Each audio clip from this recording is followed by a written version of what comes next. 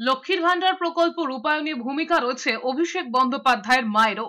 এগরায় প্রচারে এমনই মন্তব্য করেছেন মমতা বন্দ্যোপাধ্যায়। তিনি বলেছেন, দেশে নোটবন্দির সময় সাধারণ মানুষের দুর্দশা ঘোচাতে লক্ষ্মীর ভান্ডার প্রকল্পের পরিকল্পনা তার মাথায় এসেছিল। তবে সেক্ষেত্রে তৃণমূলের সাধারণ সম্পাদক অভিষেক বন্দ্যোপাধ্যায়ের মা লতা বন্দ্যোপাধ্যায়েরও ভূমিকা ছিল।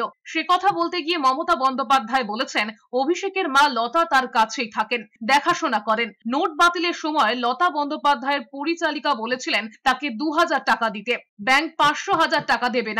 মমতা বন্দ্যোপাধ্যায় জানিয়েছেন, তখন রসিকতার ছলে লতাকে বলেছেন, তোমার অনেক টাকা জমানো রয়েছে, সেই জমানো টাকা থেকে পরিচারিকাকে টাকা দিতে। তখন লতাই নাকি বলেছিলেন, যা আছে সবই লক্ষ্মীর ভান্ডারে, যেখানে আগেকার দিনে মহিলারা টাকা জমিয়ে রাখতেন, সেই থেকেই লক্ষ্মীর ভান্ডারের আইডিয়া পেয়েছেন বলে জানিয়েছেন মমতা বন্দ্যোপাধ্যায়। যখনই নোটবন্দি হলো, আমার অভিষেকের মা লতা আমার সাথে থাকে, ও আমাকে দেখে, আমাকে এসে বলল, দিদি দেখো না, ও ছেলে মেয়েদের দেখে বললা, ও বলছে আমাকে 2000 টাকা रुपया दो ना, हमारे पास कुछ भी नहीं है, कल से क्या करें हम, हमारे पास 500 টাকা 1000 रुपया का नोट नहीं है, हमारे पास कोई नहीं है, बैंक में भी नहीं देगा, हम क्या करेगा।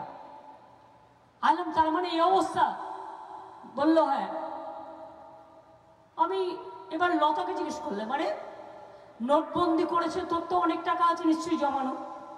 বললো, কোথায় আর জমানো, লক্ষ্মীর ভান্ডার যেটুকু লুকিয়ে চুরিয়ে জমিয়ে রেখেছিলাম সেটাও তো কেড়ে নিয়েছে। তখন থেকে আমি ভাবলাম, লক্ষ্মীর ভান্ডার মেয়েদের আমি কেড়ে নিতে দেব না।